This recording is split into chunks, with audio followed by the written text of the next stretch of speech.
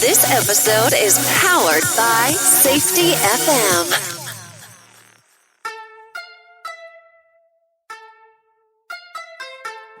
In today's episode, I'm going to speak with Eric Garcia.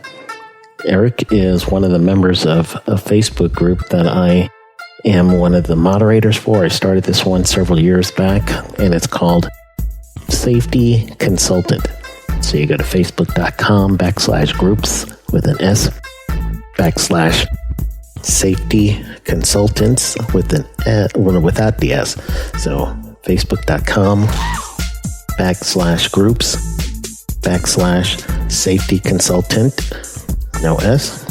And it is a private group, I believe is how it's listed. And that means that you're going to answer 3 questions in order to get in. So make sure you answer all 3 questions. And me and I've got 2 other moderators, Jay Allen from the Safety FM network. So Jay Travis Costello from Costello Safety, and then myself. So out of the 3 of us, we kind of see everything that anytime we get some requests, and you'll be surprised at how many people don't even want to answer the questions. And so automatically you'll be denied. So you need to answer the questions and make sure you submit them all 3 questions. The most important is, do you agree to follow the rules in the book, in the group? So yes, do that. So that's one of the groups that I have. Another group is the Patreon group, and I've been calling that the safetyconsultant.us group. But Eric had a question. He posted it in a group.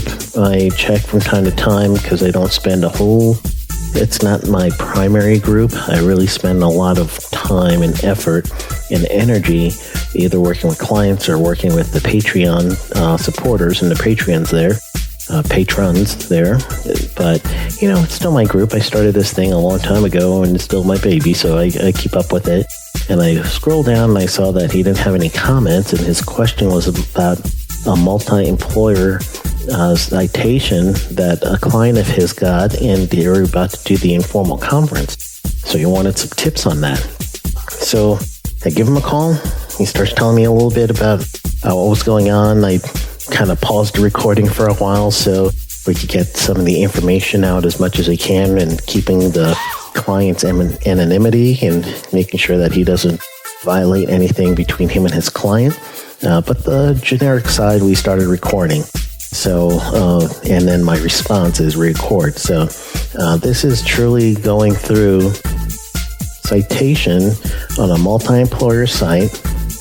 It's going to be the subcontractor is a residential roofer, and they hired another sub.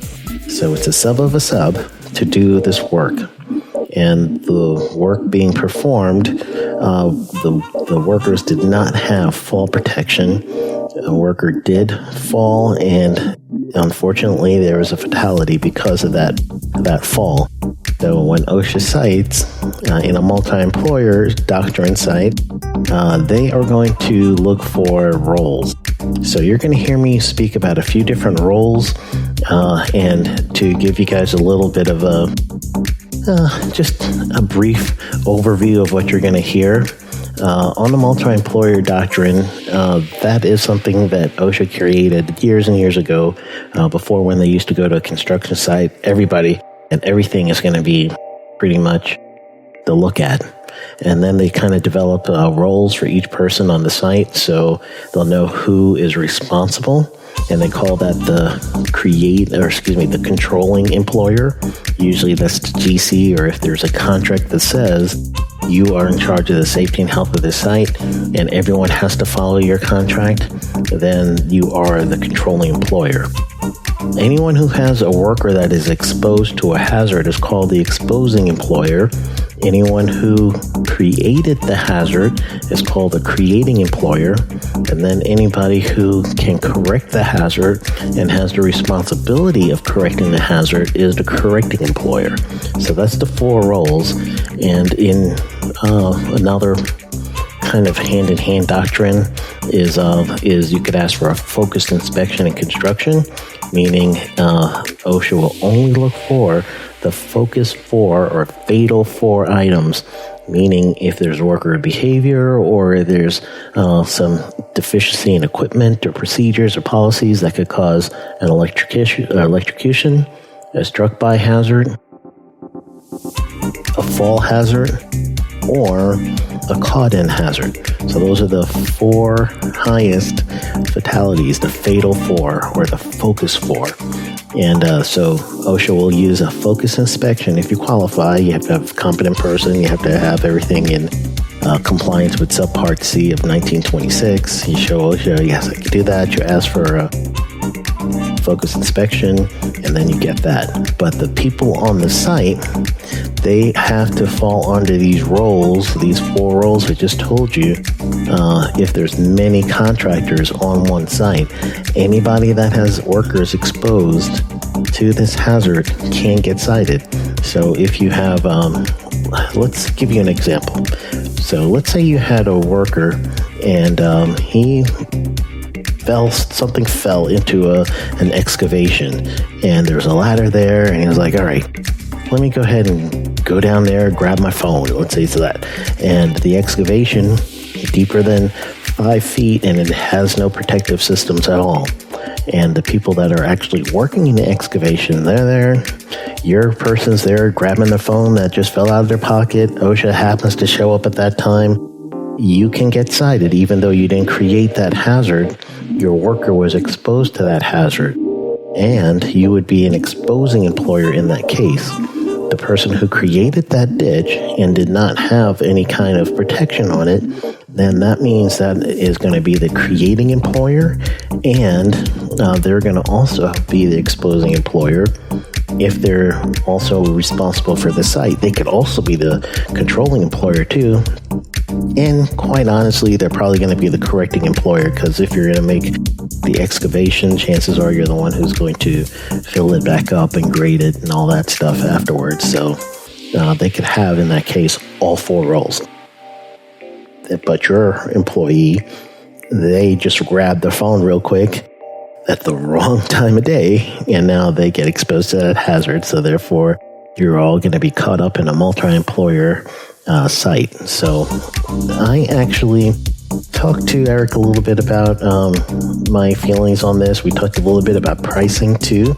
So you're going to see us throw that in there as well. And so that's how I kind of approach this question. So you're going to hear a little bit of a cutout, and then he actually pulled over. He's in San Antonio, Texas, and he wanted to talk about this, and he really needed to get a hold of me.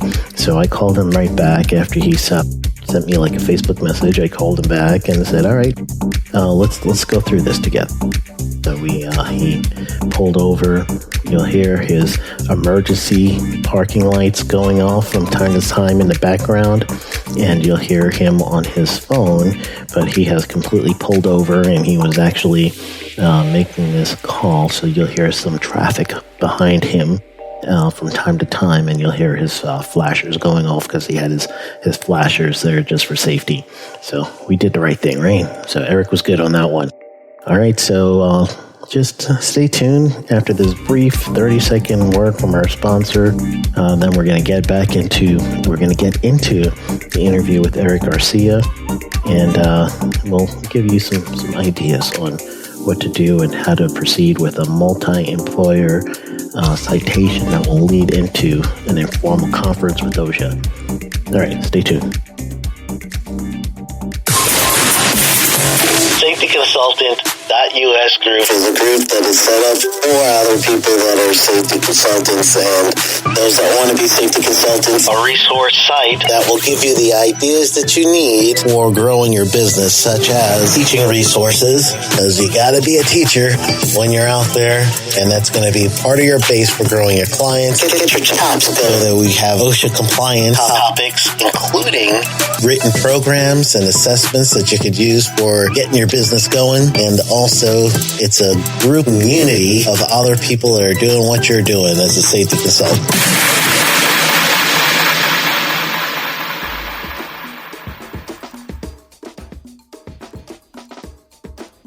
Eric Garcia, I own and work for a company called Stallion Safety Solutions here in San Antonio, Texas, Austin area. And just like other consultants, I help with OSHA training, violations, auditing, and then, like I said, keep the wheels on the company and keep it going. I'll also help with insurance costs as well, and help moving forward with that. And if you ever need anything, man, let me know. So here's my here's as far as I'm understanding this. So if the contract says that the subcontractor is also responsible if they hire their own sub for the safety and health of the site, then that means they are now taking the role of the controlling employer. So they become the controlling employer in that role. So now, even though their workers aren't exposed to that hazard, they have taken that role. So that means they are going to get cited. That's just part of it as far as the multi-employer. And then if the contract does state that the overall GC takes full responsibility of safety and health as well, and they delegating that down, then that means the GC can be cited as well. Yeah.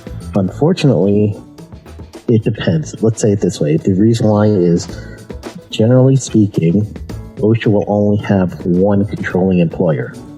So that would mean the roofing contractor would be that main controlling employer for their sub.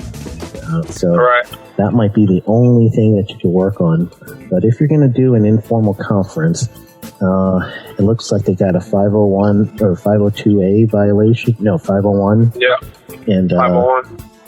And let's see, 501A for probably no fault protection, a 502, another 505 is it for training, or 503 for training, I believe. So if they're getting all three of those violations, the requirement for training is that they're going to have training and certified training, meaning that they have to show in writing that they've trained before. Do they have that? No, they didn't even check for that, man. So my deal is that at the end of the day, no matter if there is a contract in place, right?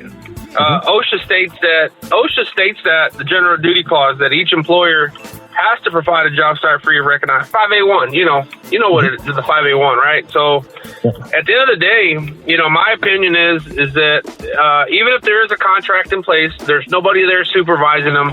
That automatically makes him a competent guy for the job, whoever the foreman is for that subcontractor. So what I'm thinking is like they still have to provide safety. They're still responsible for their own safety.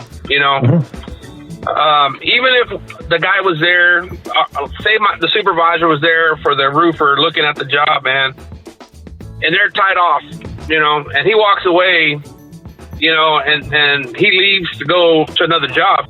The guy falls. How is that? How is that? The GC's or the controlling contractor's fault? It's not. You know what I mean? The multi-employer says it is, because I know.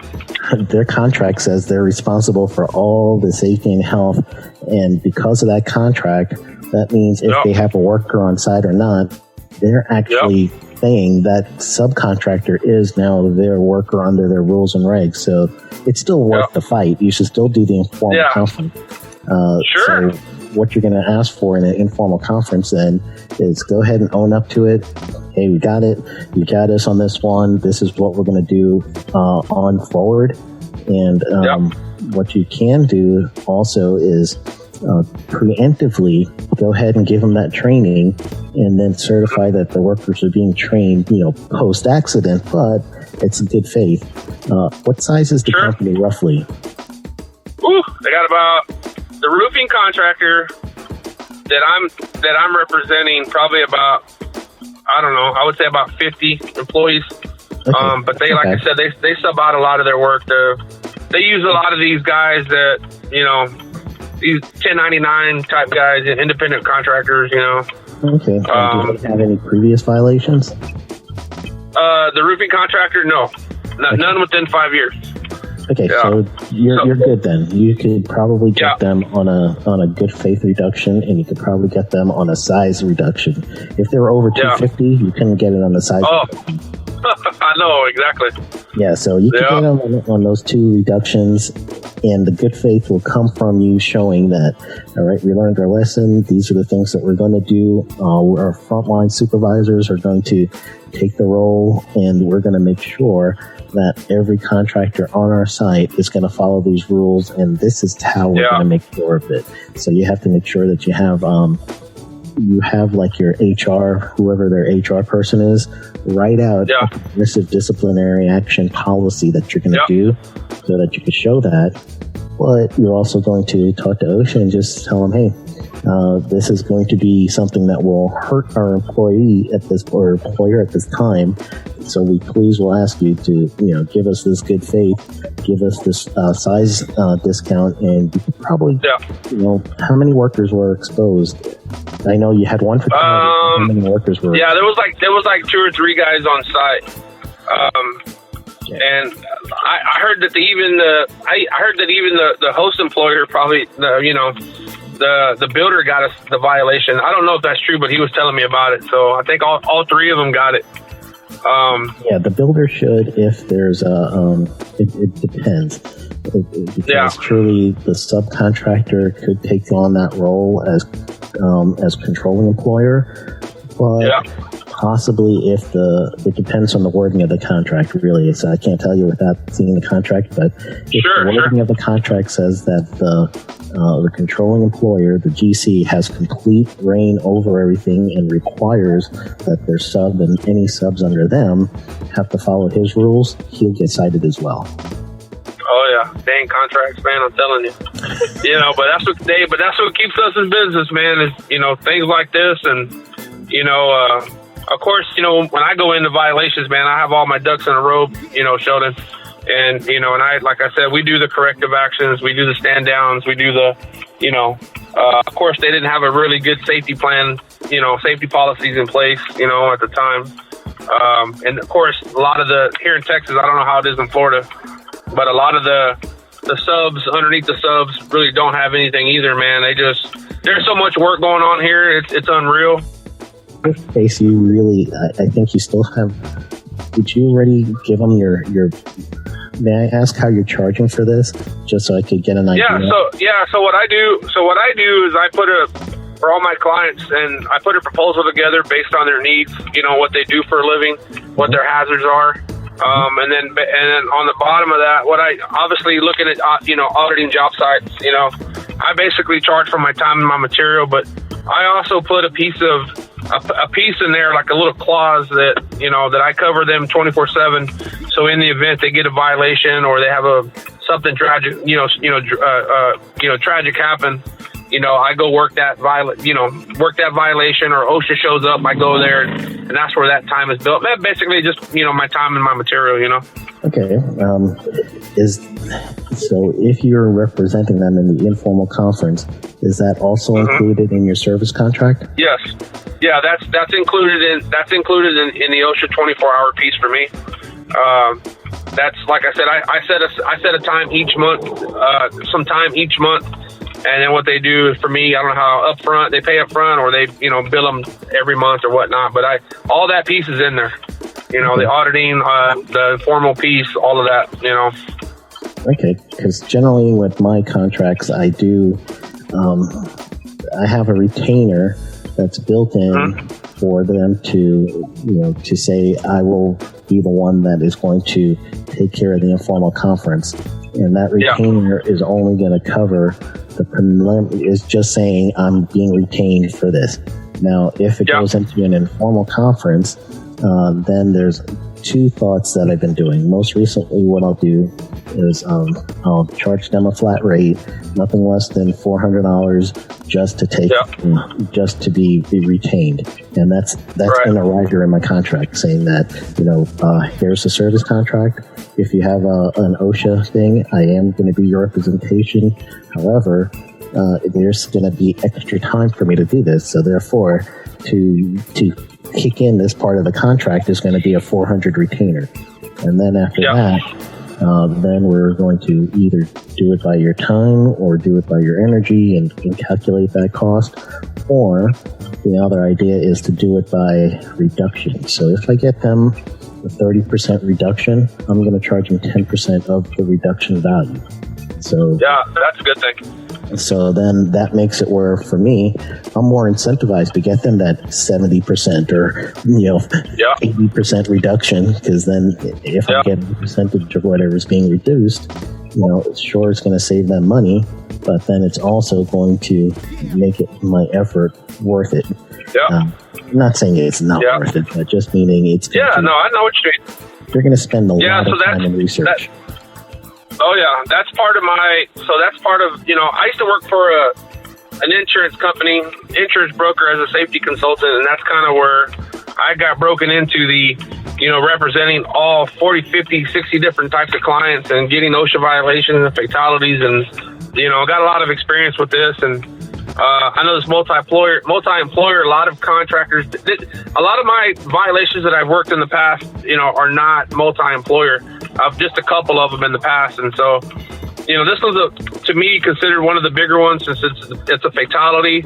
You're probably looking at $50,000, violation with all four. I'm sure it's going to be close to max violation because they find out this company's got a lot of money. And so, like you said, that's kind of my keep them coming back, is how much money I can save them on the back end, and it pays for my plan, so that's part of my, what I tell them, of course, and being a part of the insurance group companies back in the day is, hey man, you put a plan together with me, you keep me around, you let me work this plan for you and be your safety guy, man, you get 10% discount off your workman's comp and general liability.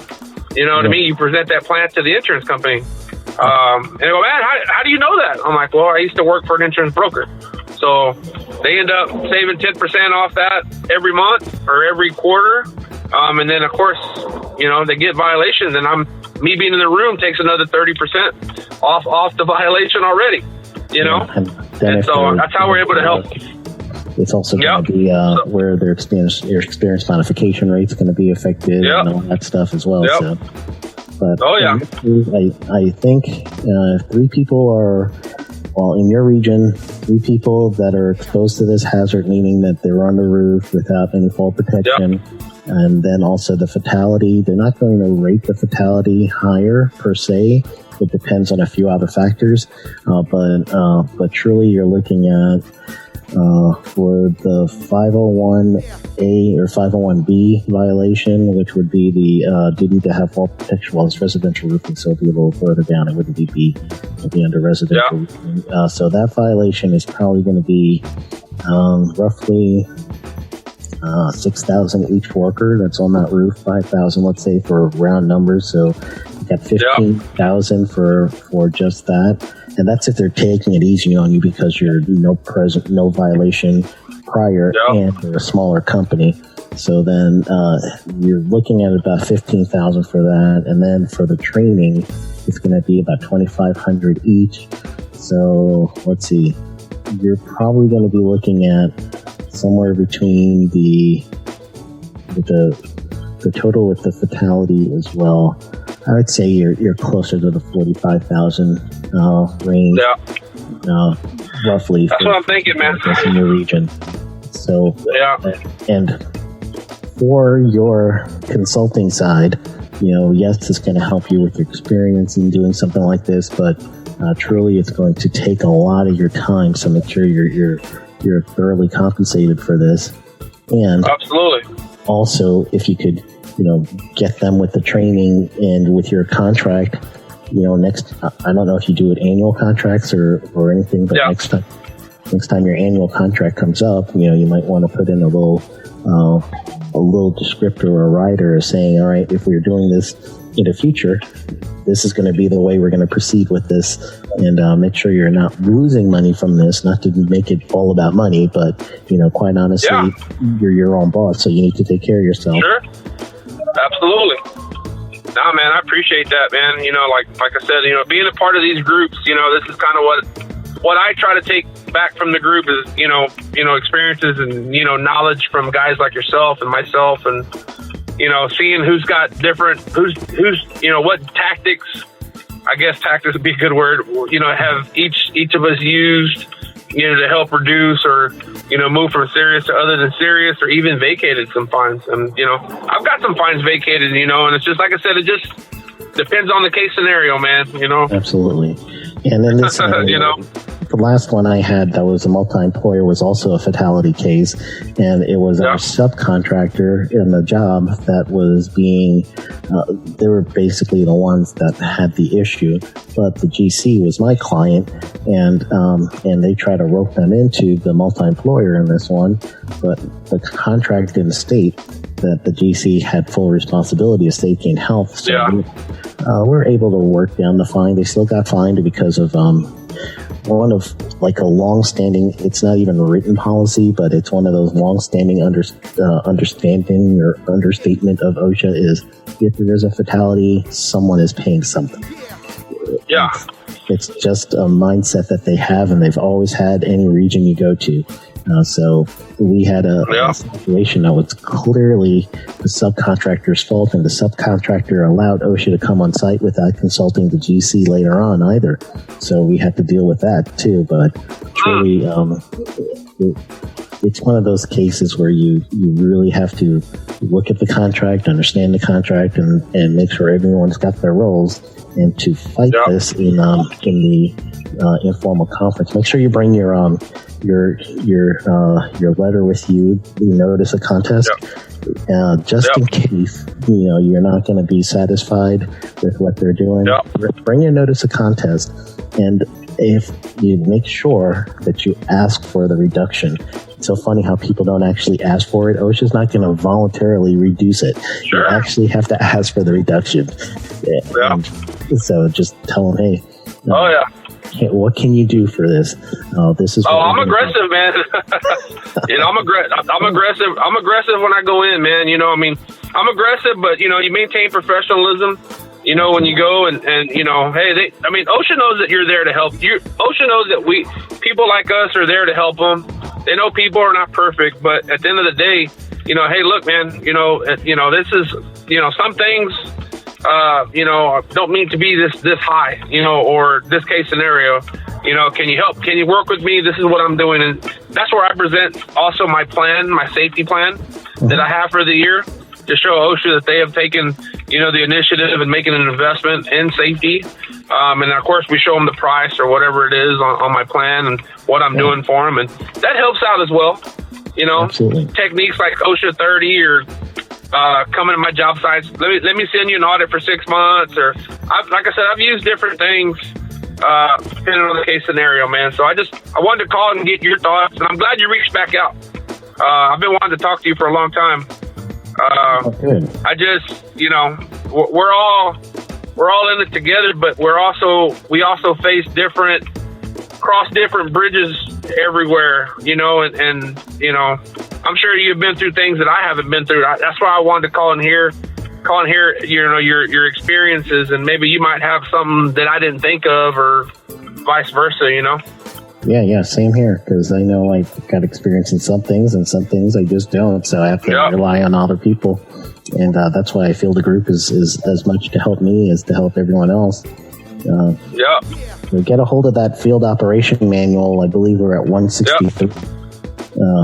That's going to help you with just defending your case. Get it going, and then do a search on the NAICS for roofing, residential roofing, and see what kind of fines they have been giving people with the same violations in that area. A good amount of an idea of what the dollar figure is going to be.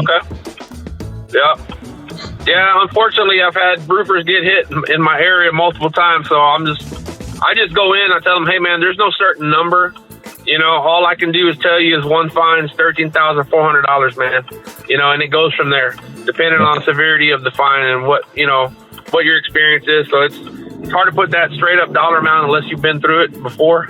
Man, I appreciate you reaching out to me, man. I greatly appreciate that. Excellent, Eric. I appreciate it, man. Thank you. All right, you take care. Thank you again. Do you want to be a safety consultant? Listen to Dr. Jay Allen of Safety FM give his experience after taking the Safety Consultant Blueprint course. I have actually done research on different consultants and looked at different consulting courses and so on. There is a pretty fancy, very expensive consulting course that is out there. I have actually purchased the consulting course, was interested in it. It has good information, don't get me wrong. But you have a consulting course that really drives people onto focusing on safety and how to become a safety consultant. I will tell you, on your particular course, there was better information in that particular regards than the other consulting course that was more of a generalist form. But I felt like I got more information out of yours on you giving people direct path on what to do step by step. But I really think that you have a genuine good product there that can really assist people if they're interested in becoming a safety consultant. Register for the Safety Consultant Blueprint at www.safetyconsultantblueprint.com. Enter code PODCAST for a special discount.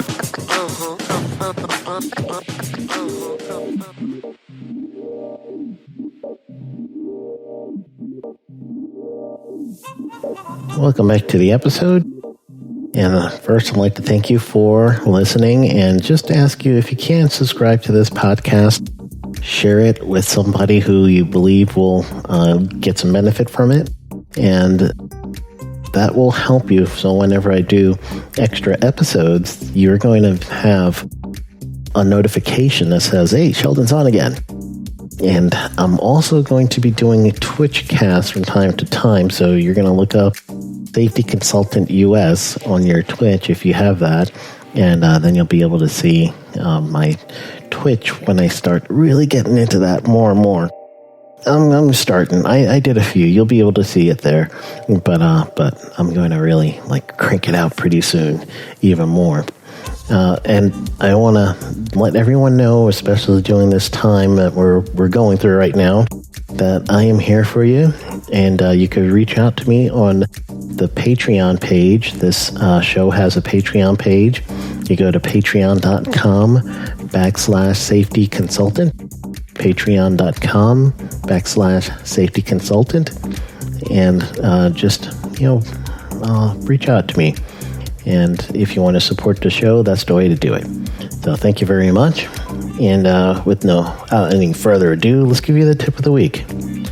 All right. The tip of the week is going to be regarding your informal conference, especially if you're going to have an informal conference with someone and you really want to make sure, someone being OSHA, and you really want to make sure that you're going to be following this right. You're going to get a good idea of how to proceed with representing your client. So always go in knowing that you're going to be working together. You may not be on the exact same side, because OSHA is going to seek to make sure that you understand the infraction, and they may not actually, give you a break. That's up to them. However, you're going to give it your best shot. So you want to use the Field Operation Manual and look at the most recent Field Operation Manual. And right now it's going to be 163. So you go to OSHA.gov. And then when you're on the search, on the top right corner, type in FOM 163. Download that and really dig into some of those chapters, like Chapter 4, Chapter 5, 6, and get a good understanding of what the citation was, why the gravity of the citation was there, and just really, they'll help you with your research. The other thing you want to do is you want to look up the NAICS code, the North American Industrial Classification System code, and that code for your client. You're going to really hone in after you get that response. Hone into your region, and then hone into the actual citation that they received. Look that up by that NAICS code in your region, and then you're going to get a good idea of how much everyone else is being charged for the same amount of infraction, and you could kind of get a good scaling of what to ask for. know that you can get a reduction for good faith. You can get a reduction for size. Really just look that stuff up and try to figure out what you can get. As long as you, size, especially, you have to hit a certain criteria. Field Operation Manual is going to walk you through that one. On pricing, I'm going to give you a double tip on this one.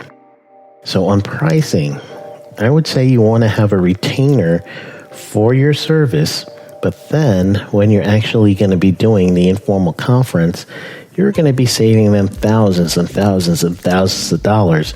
So if you're including this into your regular service contract, they're making money off of you in this way.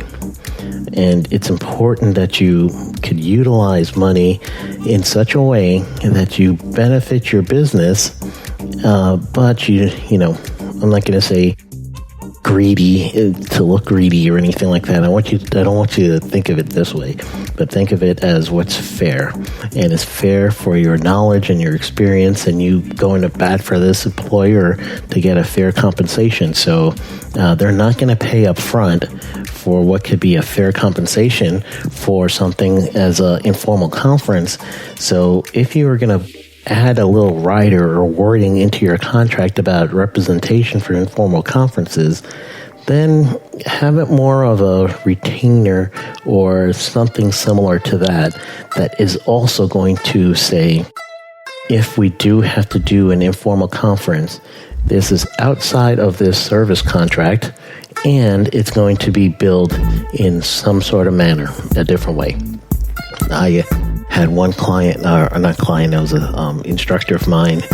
He would charge, I think it was like $300 at the time just to take the case, and then he would get a percentage. I believe his percentage was 25% of whatever he saves the person. So if he saves them $1,000, he's going to ask for $250. So therefore, they're pretty much going to pay him that 25%, even though they're not going to pay the full $1,000 to OSHA. They're going to pay his retainer, and then OSHA's going to get that, whatever other issue or money that was left, and then they're going to pay him $250 out of that $1,000 for 25%. However you want to work it out, it's up to you to really kind of figure what you think is fair. Citations right now are getting more and more expensive. So let's say you get that $100,000 citation and you get it down to $10,000. That's quite a savings, right? And imagine making 25% of that difference, right? That'll be quite a bit of money. So therefore, it's going to help you out. And it's also going to be slightly a deterrent, possibly, depending on how the employer is looking at it. So that's my 2 cents in making sure that you're not going to lose money in representing a client, but since they're already hiring you as an entity that is going to be doing their safety and health, I would include some sort of wording in your contract that says, all right, this service contract that you're having me with the training, and I'm doing some mock OSHA audits for you and everything else, it is going to help you where you know where to go to if you get some sort of citation. But on top of whatever our annual service contract is, this is additional work, and therefore it's going to be billed accordingly. All right, so that's a twofer for the tip of the week. All right, so thank you again. I'm really grateful during this time. Here to help. So if you want, again, look up www.com, patreon.com. So it is patreon.com/safety consultant. And that's where you could help the show if you feel so inclined. And I'm here to help you right back with resources. So that'll be some resources there provided for you. All right. So have a wonderful rest of your week. Go get them. This episode has been powered by Safety FM.